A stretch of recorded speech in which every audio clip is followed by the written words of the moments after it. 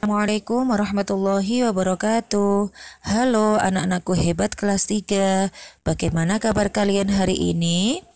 Aku sehat, aku pintar, alhamdulillah. Anak-anak, hari ini kita akan belajar pada tema 3, subtema 1, pembelajaran 2. Sebelum pembelajaran dimulai, marilah kita berdoa terlebih dahulu. Bismillahirrahmanirrahim. Anak-anak, simaklah penjelasan Bu Indah pada pembelajaran kali ini. Benda terbuat dari berbagai bahan dasar. Mari kita pelajari bahan pembentuk benda. Benda terbuat dari kayu. Sebutkan bahan untuk pembuat pensil. Pensil terbuat dari kayu. Di sekitarmu banyak sekali benda yang terbuat dari kayu. Beberapa di antaranya adalah meja, kursi, dan lemari. Kayu juga digunakan untuk membuat benda kerajinan, misalnya patung dan figura. Kayu adalah bagian dari pohon. Untuk memperoleh kayu, kita harus menebang pohon, kemudian mengambil bagian batang untuk diolah menjadi berbagai macam benda. Perubahan dari batang kayu menjadi benda-benda tersebut melalui proses yang berbeda-beda. Pertama, batang pohon ditebang, kemudian batang pohon yang telah ditebang disebut kayu gelondongan atau log. Kemudian log dikirim ke pabrik atau pusat penggergajian. Pengiriman log menggunakan angkutan khusus seperti truk, melalui darat atau kapal melalui sungai. Setelah itu, log dipotong-potong sesuai keperluan. Untuk menghindari jamur dan serangga yang dapat menyerang kayu, maka kayu perlu dikeringkan. Caranya hanya dengan dijemur. Kayu dijemur sekitar 2 hingga 4 minggu. Setelah dijemur, kayu siap diolah sesuai keperluan. Kayu dapat dipilih menjadi bahan dasar benda. Mengapa? Karena kayu mempunyai banyak keunggulan. Keunggulan kayu adalah mudah dibentuk. Beberapa benda yang terbuat dari kayu jati bahkan dapat bertahan sampai puluhan bahkan ratusan tahun. Dan kelemahan benda berbahan kayu adalah tidak tahan api, jadi mudah terbakar. Sehingga bahan yang terbuat dari kayu itu mudah terbakar. Namun ada beberapa jenis kayu yang mudah terserang rayap atau serangga lainnya. Anak-anak, dari wacana tersebut coba jawablah pertanyaan berikut ini. Berapa lama waktu yang dibutuhkan untuk pengeringan kayu?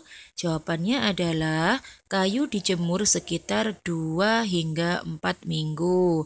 Inilah yang akan menjadikan kayu itu menjadi kering dan tidak mudah diserang oleh serangga.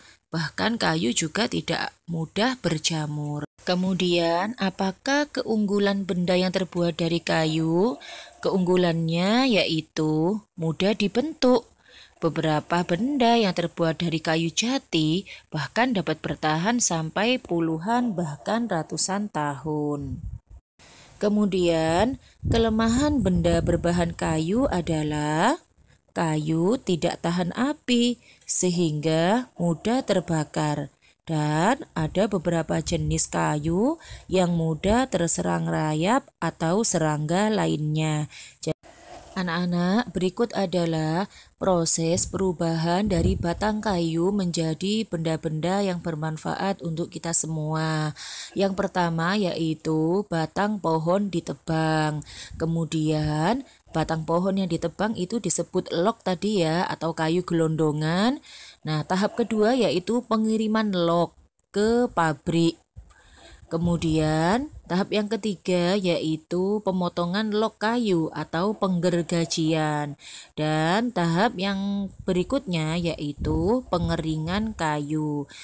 Tujuannya yaitu supaya kayu tahan jamur dan supaya tidak mudah diserang oleh serangga. Berikutnya, lakukan pengamatan pada benda-benda di sekitarmu. Carilah benda-benda yang terbuat dari kayu, kemudian tuliskan nama benda dan kegunaannya. Seperti yang sudah Bu Indah tuliskan, nomor 1 ini lemari, kegunaannya yaitu tempat untuk menyimpan buku. Kemudian yang kedua yaitu meja, tempat untuk menulis dan menggambar. Yang ketiga yaitu papan tulis untuk menulis pelajaran yang sedang diajarkan. Yang keempat yaitu kursi sebagai tempat duduk saat belajar. Dan yang nomor 5 yaitu figura, tempat untuk memasang gambar atau foto. Anak-anak dapat melakukan kegiatan tersebut. Amatilah benda-benda yang ada di rumah kalian ya. Kemudian carilah benda yang terbuat dari kayu, tulis nama benda serta kegunaannya. Desa tempat tinggal Siti dan teman-teman mempunyai hutan. Di dalam hutan tersebut terdapat beraneka jenis pohon. Fungsi hutan antara lain yaitu untuk menyerap air hujan.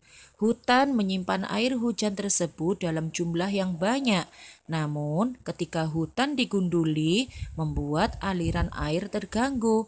Hal ini menyebabkan air menggenang. Akhirnya, terjadi banjir yang mengalir ke pemukiman penduduk. Kebutuhan benda dari kayu yang terus meningkat mengakibatkan kebutuhan akan kayu terus meningkat. Setiap tahun banyak pohon yang ditebang untuk mendapatkan kayu. Terkadang ada sekelompok orang yang menebang pohon tanpa izin. Kegiatan ini disebut dengan penebangan liar. Semakin lama jumlah pohon di hutan semakin berkurang. Dari permasalahan tersebut, kita perlu melaksanakan musyawarah. Musyawarah bertujuan untuk membahas bersama suatu masalah dengan tujuan mencapai keputusan bersama untuk menyelesaikan masalah tersebut. Musyawarah yaitu membicarakan masalah secara bersama-sama untuk mencapai keputusan. Keputusan ini disebut juga dengan mufakat. Jika dalam musyawarah tidak terjadi mufakat, maka perlu diadakan voting. Voting yaitu pengambilan suara terbanyak. Dalam kegiatan musyawarah, setiap anggota musyawarah memiliki hak untuk berpendapat. Selain memiliki hak, setiap anggota musyawarah juga mempunyai kewajiban. Yang pertama yaitu kewajibannya harus saling menghormati, saling menghargai dari setiap pendapat dari anggota musyawarah yang lain. Kewajiban selanjutnya yaitu wajib melaksanakan apapun keputusan dari musyawarah yang sudah ditetapkan. Di desa Siti banyak penebangan liar. Bagaimana cara mengatasinya? Nah, di sini pemerintah itu harus memberikan sanksi yang tegas terhadap para penebang liar. Apa yang terjadi jika penebangan liar tidak dihentikan? Jika penebangan liar tidak dihentikan, maka akan mengakibatkan bencana banjir dan juga tanah longsor. Bagaimana cara mengembalikan hutan seperti semula? Yaitu untuk mengembalikan hutan seperti semula perlu dilakukan penghijauan pada hutan yang gundul. Hal ini juga disebut dengan reboisasi, yaitu penanaman hutan kembali. Jadi hutan-hutan yang gundul itu ditanami kembali dengan pohon-pohon yang baru supaya hutan tidak gundul. Kayu tidak hanya digunakan sebagai bahan baku untuk membuat meja, kursi, ataupun benda kerajinan. Kayu juga dapat digunakan untuk perlengkapan olahraga, seperti permainan bola kayu. Pada permainan bola kayu, perlengkapan yang digunakan adalah bola dan pemukul. Bola dan pemukulnya terbuat dari kayu. Pemain harus memukul bola menuju ke gawang kecil. Gawang kecil tersebut juga terbuat dari kayu. Perhatikan gambar di bawah ini. Sekarang kita akan melakukan kegiatan menangkap dan melempar bola. Tetapi Bola kayu tidak digunakan untuk melempar maupun menangkap bola ya. Mengapa demikian? Karena bola kayu itu berat. Kita akan bermain menggunakan bola yang terbuat dari plastik atau kulit sintetis. Bola ini lebih ringan ketika dilempar dan ditangkap. Ini adalah gerakan dasar melempar. Ada yang melempar dengan cara melambung, ada yang melempar dengan cara mendatar, dan ada juga yang melempar dengan cara menyusur di tanah. Setelah gerakan dasar melempar, ini adalah gerakan dasar menangkap bola.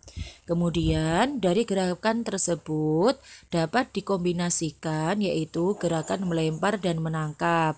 Itu yang contoh berikutnya yaitu melempar dan menangkap dengan cara melambung dan kemudian melempar dan menangkap dengan cara mendatar. Demikianlah anak-anak pembelajaran kita hari ini. Semoga ilmu yang kalian dapatkan menjadi ilmu yang bermanfaat dan berkah. Bu Indah akhiri pembelajaran hari ini. Marilah kita bersama-sama membaca hamdalah. Alhamdulillahirabbil alamin. Bu Indah akhiri. Wassalamualaikum warahmatullahi wabarakatuh.